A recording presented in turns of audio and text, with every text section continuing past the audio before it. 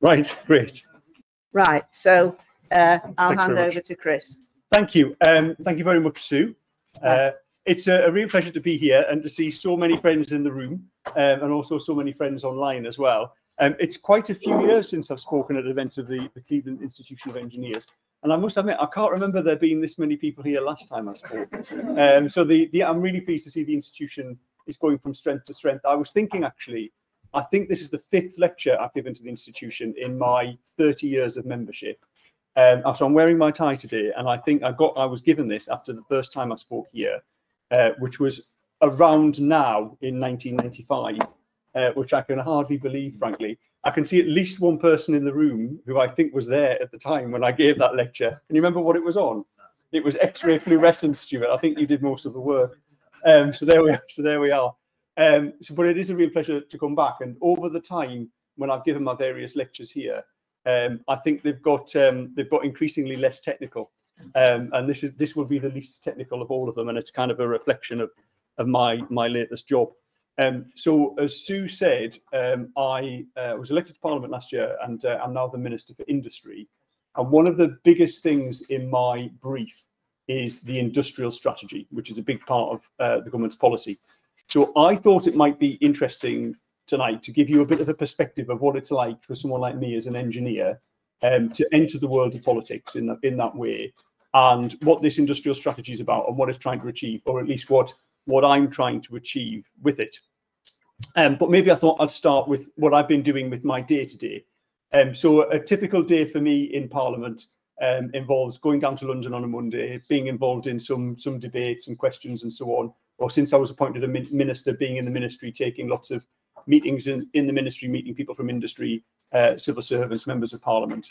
But on Thursday, I like to get out and about in industry and find out what people are doing in industry. And today I was delighted to spend the day at the Scunthorpe Steelworks. And I know that there are some people from Scunthorpe online, if not in the room, with us today. And it was an odd moment for me this morning, getting out of bed and jumping in the car to drive down to Scunthorpe, because, of course, it's something I've done many, many times in my life before, but never in this capacity.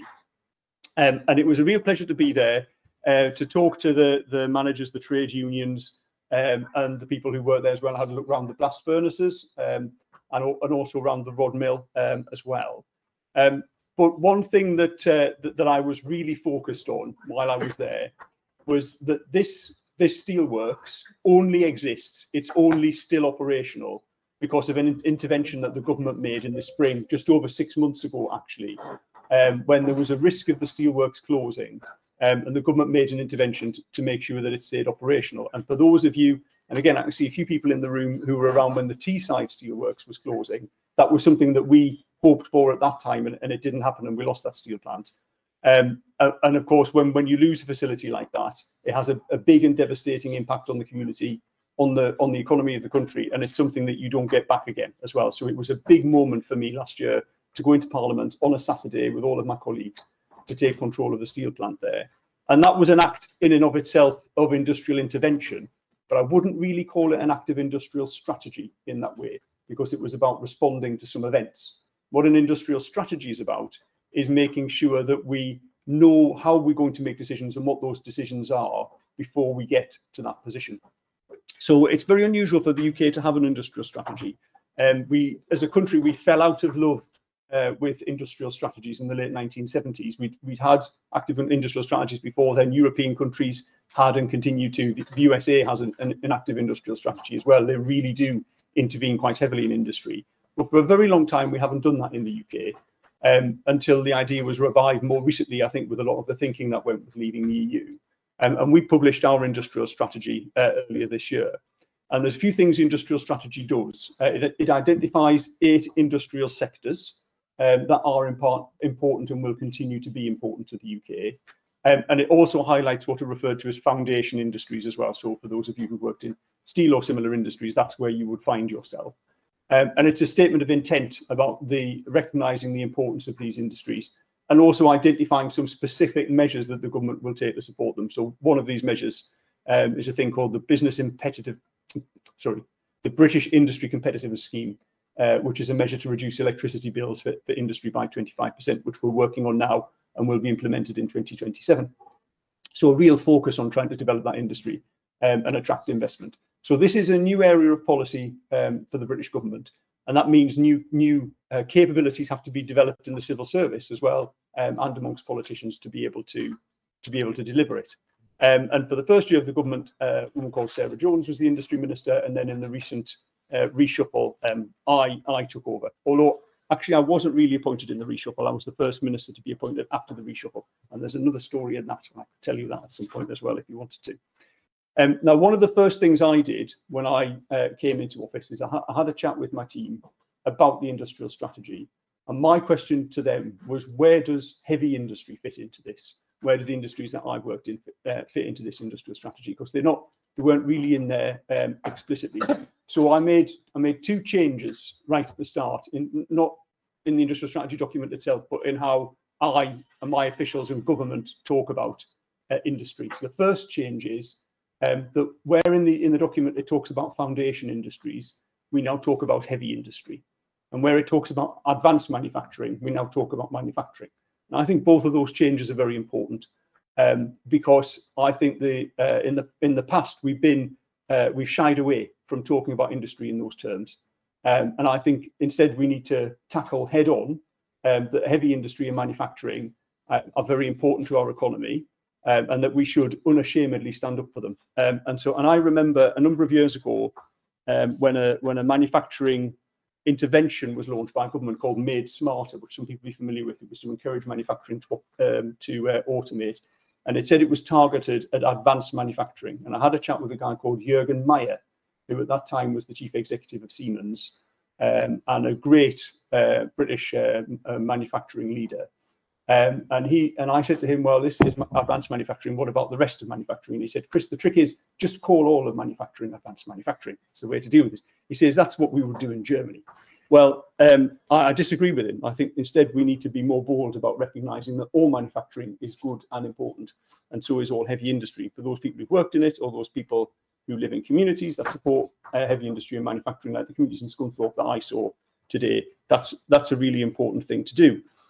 But more than that, we should stand up for the contribution that manufacturing is making in our economy in the UK as well. So politically, the Chancellor of the Exchequer is extremely focused on growing the economy. It's our number one objective. She really needs to do that because of the financial situation we're in at the moment, and we'll all get a benefit from that as well. The sector of the economy with the greatest potential for growth, in my view, is heavy industry.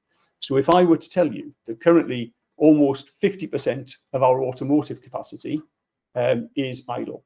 About 30% of our cement capacity has been lost over the last few years. About 30% of our ceramics capacity is also idle, and we know that we have a lot of spare capacity in the steel industry as well. So this is capacity that could just be turned on. We could turn it on quite quickly. There's a market demand for cars, for steel, for ceramics, and it's mostly being met by imports at the moment. And certainly in the steel industry, we're only supplying 30% of our domestic steel demand from the UK steel industry. It was nearly 80% when I was standing here back in 1995.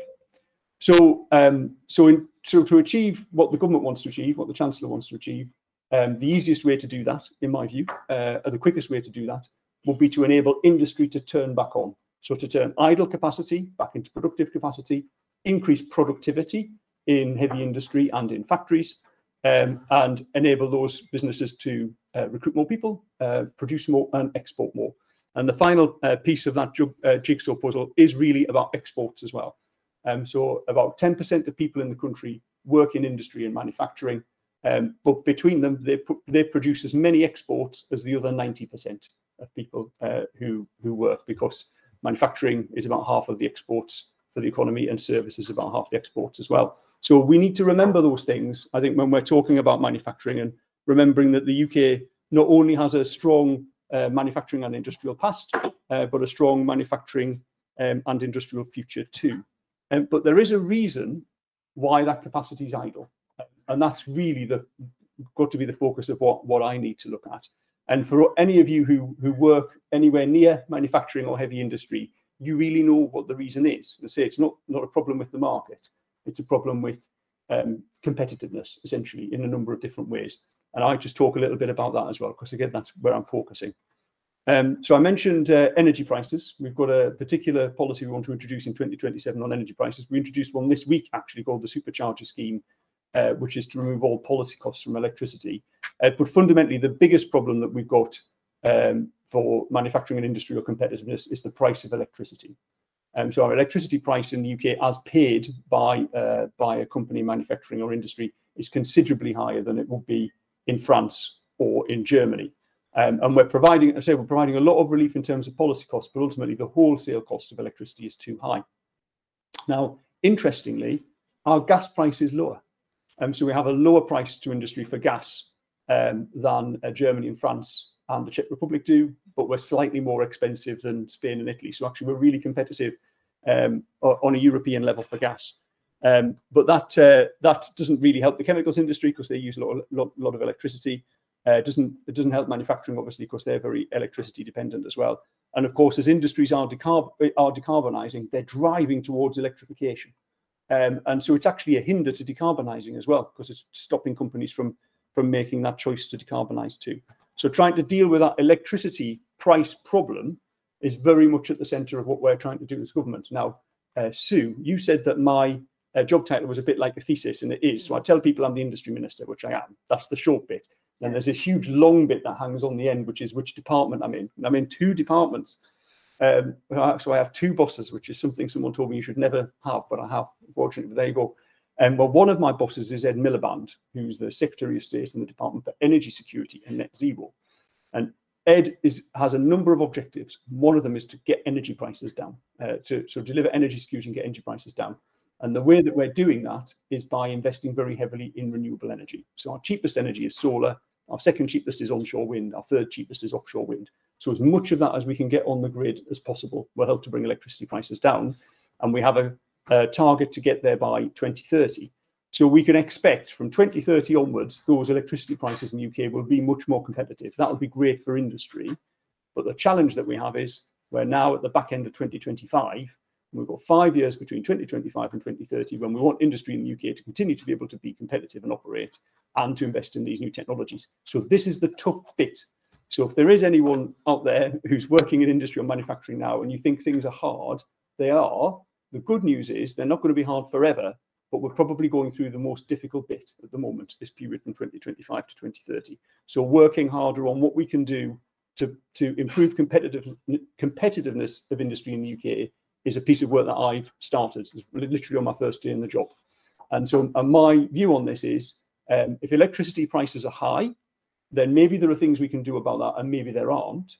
But maybe there are other things we can do that will improve cost competitiveness. So, for instance, one of the things that I and my other boss, Peter Kyle, Secretary of State for Business, are looking at is how we could reduce the regulatory costs for industry in the UK. Because £1 per tonne saved on regulation is no different to £1 per tonne saved on electricity. It just helps to make industry more competitive. So that's that issue of costs ultimately. And then the second big issue that we've got now is about trade, international trade. And this is really a new thing. It's quite new for me. So most of my life working in industry was in a fairly kind of benign trading environment. We had free trade with the EU. People around the world were operating in the WTO. And we always knew that a lot of companies, particularly in the steel countries, rather, particularly in the steel industry, gave some form of subsidy to their industry. And that was always a big frustration for me. Whether it was a subsidy on energy prices or land prices or, in the case of China, quite often cash. To companies. That was always a frustration, but it was always kind of under the counter subsidy, as it were. Whereas now we're moving into a very different regime. We've got tariffs on steel with the USA, and of course, it's a real plank of Donald Trump's foreign and economic policy to have tariffs. We're potentially going to be in a situation with tariffs with the EU as well, but maybe not. We're in discussions with the EU now about what the tariff situation could look like with the EU, even though we have a free trade agreement there. And of course, there are big concerns about the grip that China has on a number of supply chains, like critical minerals, for instance, where they've got 80–90% control of the processing, never mind the raw materials. So how we navigate that sort of global trade system is also now a big part of this as well, because we want companies to come and locate in the UK to serve our UK market, but also to be able to trade internationally. And there are things that we want to buy buy from other people as well. So that element of trade now is also creating a lot of uncertainty. We need to link those two things together, about the cost base of industry and about trade. And then the final bit that I want to come on to, because all of that stuff is kind of about the business environment and investors and capital equipment and all of those sorts of things.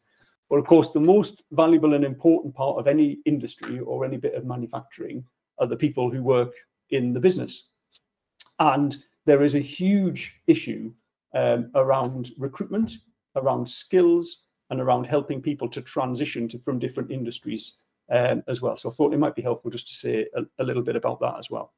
So over the course of the next few years, it's already started, but as we see lots of investment in the clean energy technologies that I mentioned, solar, onshore, offshore wind, but you could also add to that nuclear, where we expect some small modular nuclear reactors in Hartlepool before too long, in hydrogen, in carbon capture and storage. Obviously, we've got a big carbon capture and storage pipeline being built here in Teesside. In all of those areas, we need to recruit people to come and work in those industries.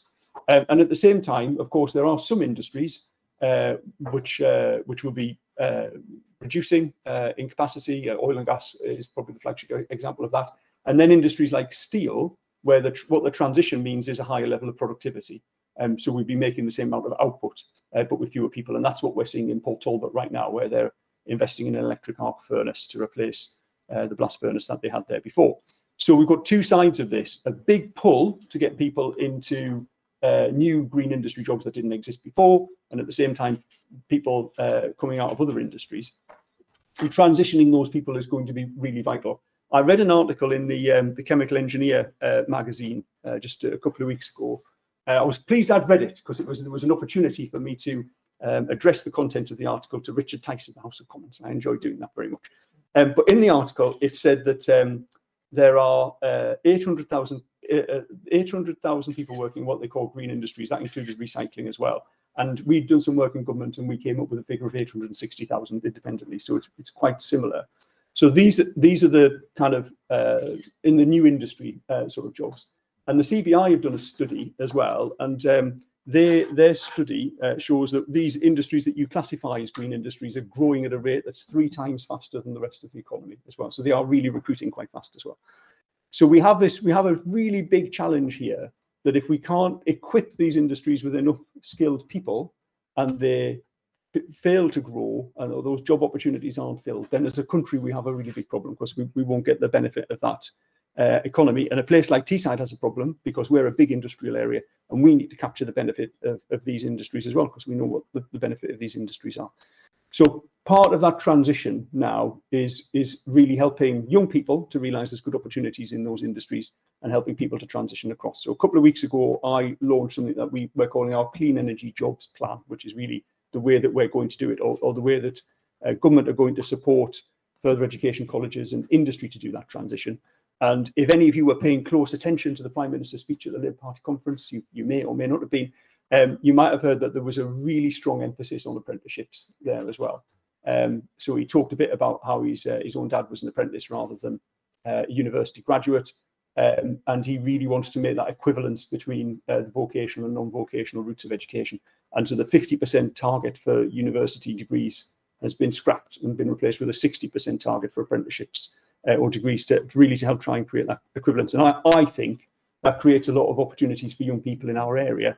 I also think it creates a really big opportunity for Teesside University as well, which is particularly good at delivering those kinds of education. Not all universities will benefit in the same way, but I do think Teesside University can. So I think it'll be a good opportunity for Teesside University. So this transition bit is really important, because ultimately at the bottom of all of this, so the reason that we're doing all of this, and the reason that there is this great opportunity, I think, for the UK now, is that we've had a long period of time where our industry hasn't really been particularly competitive for a number of reasons. We haven't had an industrial strategy. It hasn't really received the support from governments over a period of 40 years. You realise this is not a party political point. It's been a long time since we've had an industrial strategy. And this is a real opportunity now to do this and to recapitalise our industries, all on the back of the green economy. And it's an opportunity that we need to seize. We need to seize as a country, I think. And it's really surprised me, and this is where I'm going to make a slight political point, actually. It's really surprised me how when I've come into Parliament, there is a fracture, there is a frontier that's opened up that I wasn't expecting, which is around climate change and net zero. And I never thought that that would be the case, but that is the front line, and I'm kind of on the front line of it. The reason I'm sort of quite surprised is because I'm completely convinced about the need to take action on climate change, and I know some people might not be for whatever reason. But I think we should all be convinced about the fact that if there is a really great economic opportunity for our country and a really great opportunity for our young people to get jobs in new industries, then we would want to seize that with both hands. Hopefully that is one thing around which everyone can coalesce. So hopefully it gives you a bit of insight into what I've been up to over the last few years since I spoke to you, and I'm happy to take a few questions for the little bit of time that's left. And also get my apologies in advance that I'll be leaving pronto after that. So thank you very much. Thank you. Right. Okay, start with Andrew then. A quick one. Can you reassure us that the small modular nuclear reactors won't just be a seesaw policy? How locked in are we? Can we lock it in properly? Well, we have committed to building 10 or 12 in Hartlepool. Great British Nuclear. So we set up Great British Energy as a UK national energy business. Part of that is Great British Nuclear, which is the bit that's focused on nuclear, and they've selected Rolls-Royce as the preferred technology for investment in and deployment of small modular reactors, and we hope that'll be a big exporting industry as well. So far as the policy of this government's concerned, small modular reactors are absolutely part of the future. Can't go cross-party. This is all about actually really doing it, because it doesn't happen quickly. And the reason why we haven't got a proper energy policy is all because of the seesaw.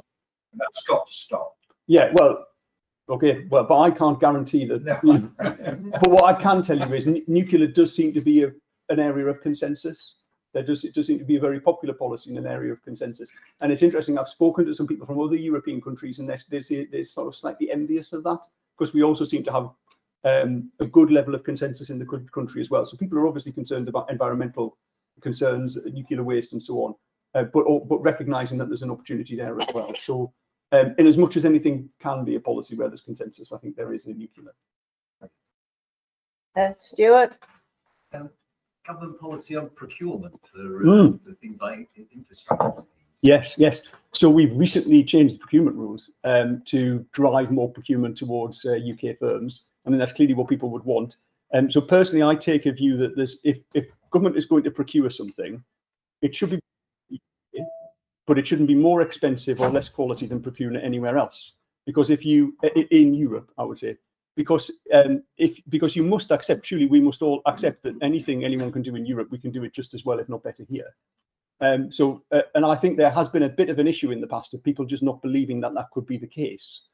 And so one of the areas I am responsible for is shipbuilding, I'm delighted to say.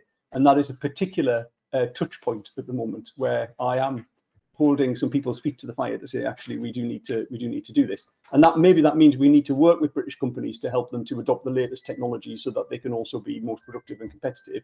One way they can have certainty to make that investment is if they've got a government contract to back it up as well. The gentleman in the blue and white shirt. Yeah, Chris, you said a lot of the stuff about recognising the issue of competitiveness of UK and electricity prices. You mentioned government policy which is going to deliver around from 2027. Uncompetitive assets can be closed very quickly. The easiest way to decarbonise is just to let heavy industry, energy intensive industry close down. Yeah. I think we've got 2 years to work for that. So far as I'm concerned, decarbonising by closing industry isn't decarbonising. I have said this at the dispatch box. The policy of the government is that decarbonisation must not mean deindustrialisation. I said it very clearly. I don't know if any minister's ever said that before. I mentioned that policy because it will provide at least a 25% cut in electricity prices and I should have been clearer about this, for a much wider group of manufacturing businesses. We currently already have two schemes. So one's the energy intensive industry scheme, which is for a smallish number of companies. I think it's about 70 businesses. It might even be fewer than that, actually. I think it's like nearly all steel, 10% of ceramics, various ones. So these are sort of various energy intensive businesses. The second policy we just announced last week, called the Supercharger, removes all policy, or 90% of policy costs from electricity, from an even bigger group of companies. So that's in the hundreds. So that's when you're looking at the sort of energy intensive heavy industry type companies, and some advanced manufacturing businesses that are electro intensive. So they're all starting to get that relief immediately. So what that does, it takes away all policy and tax costs if they literally just pay in the wholesale price. But then my point was that wholesale price is still higher than the wholesale price in France and Germany. So I recognise we need to do more. But I also think, like I said, £1 per tonne off the cost of, you know, ethylene or steel or whatever it is, it doesn't really matter where you get the pound from. So what I'm doing is saying, okay, let's look at electricity price, but let's look at everything.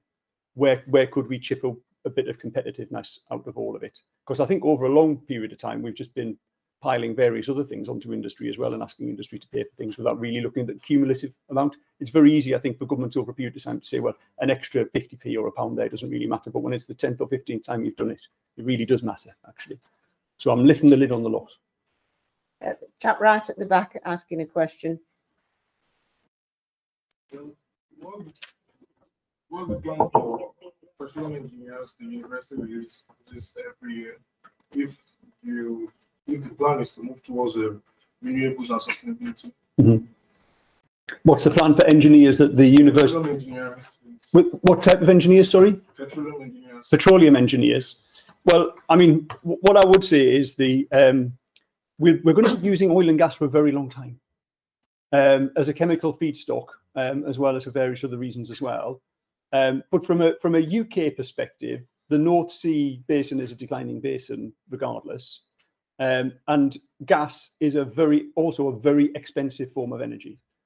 So for us, transitioning away, and the reason for that ultimately is because of the issue with Russian gas, and Putin's invasion of Ukraine has just whopped the gas prices right up, and it's internationally traded, you know, so we're at the mercy of whatever the gas price is.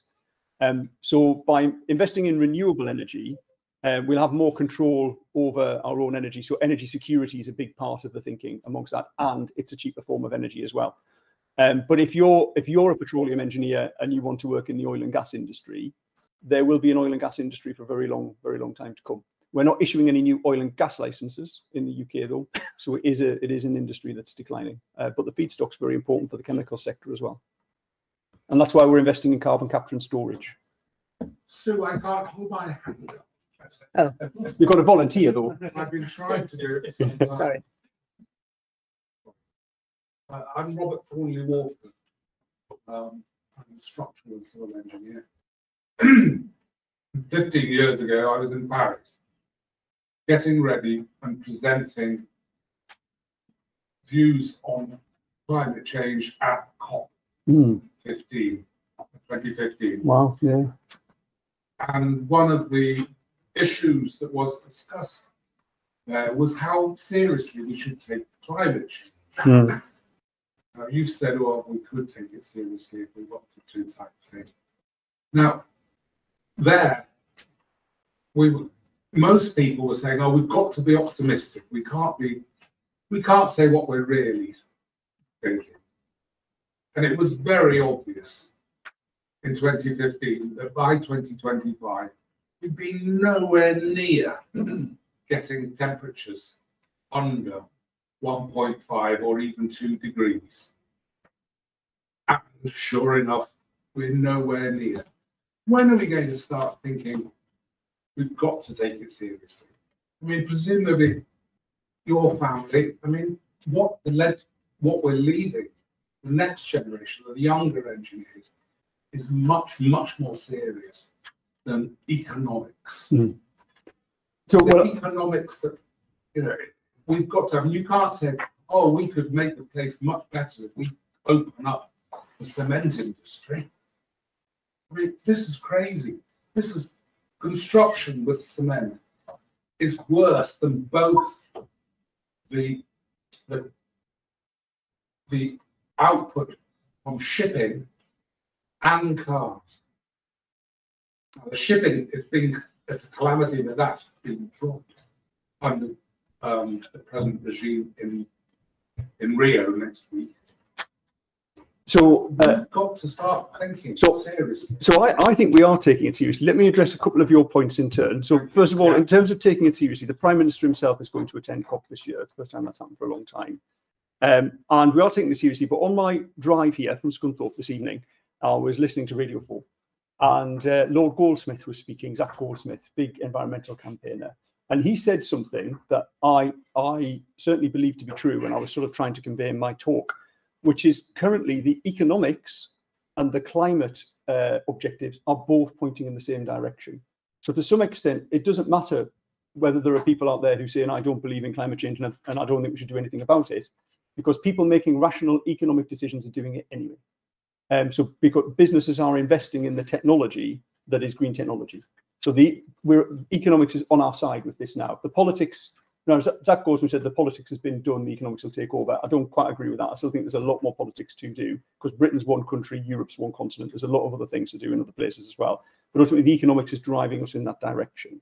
And on this issue of the cement industry in particular, the 30% reduction in the UK cement industry is not a result of a reduction in cement usage. It is a result of a lack of competitiveness that is now being replaced by imports of cement, which are more carbon intensive than the cement that we would have otherwise produced in the UK. Cement is particularly difficult to decarbonise. Now, I don't believe it's possible for us to replace cement with another building material. It's the most used building material in the world. Okay, I would contradict you on that. Okay, you and I could have a discussion about that. So my focus is on how could we decarbonise the cement industry.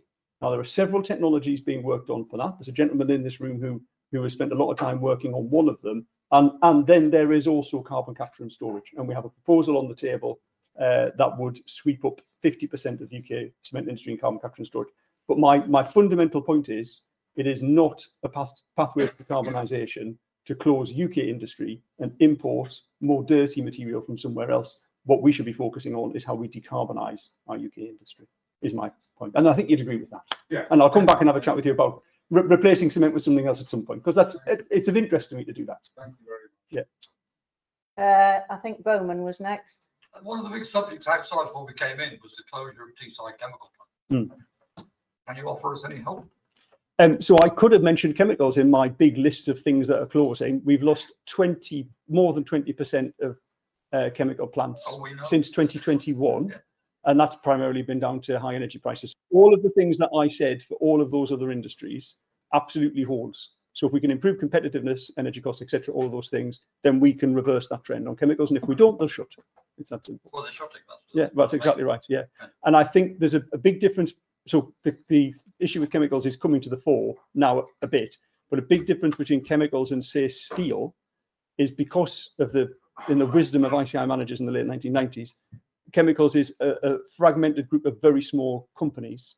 One closure doesn't make the headlines in the same way as it would have done for Port Talbot or Scunthorpe, but we're seeing multiple businesses going down with the same numbers of jobs and arguably a bigger impact, actually, given the interconnection of the businesses. So I want you to know that I recognise that, and in amongst all of those sectors that would get that uplift if I can make these changes to the business environment, chemicals will be one of them. And if we don't, it's quite clear they'll continue to close. I can maybe do one more question, and I've really got to go. Well, actually, Colin was next. There's several hands up. Yeah, I'm really sorry about this. Yeah. Can I come onto regulation? Yes. And particularly with respect to the nuclear industry. Yes. Sitting watching it, having wanted once in the 60s to be a nuclear engineer, realizing that perhaps I would go into the chemical industry instead, I'm worried that we just don't seem to be going anywhere with SMRs. We've been talking for about 7 or 8 years. Yeah. But we just don't seem to be going any further forward. And one of the issues seems to be increasing regulation, increasing requirements, additional requirements, as we've seen at Hinkley Point, over what the French needed for the same reactor. Well, the bit of reassurance. So there was the answer I gave earlier, which was about the announced investment in Hartlepool and the selection of Rolls-Royce nuclear technology. But you asked specifically about regulation. Now, I did sit for a while on the board of the Chief Nuclear Inspector at the Office for Nuclear Regulation, and he brought me onto the board specifically to help to innovate around nuclear regulation. And I've had a discussion with them recently about this as well.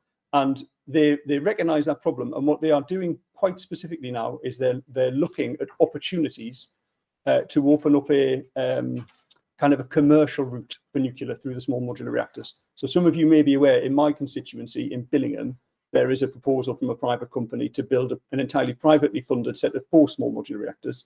But currently, we essentially we don't lack a regulatory regime to do that, but it's not straightforward. And the ONR are working on that to see if they can simplify it. So there is work being done on it, but whether it'll be, you know, as advantageous as you and I would hope, I don't know, but people are working on it. I've got to go.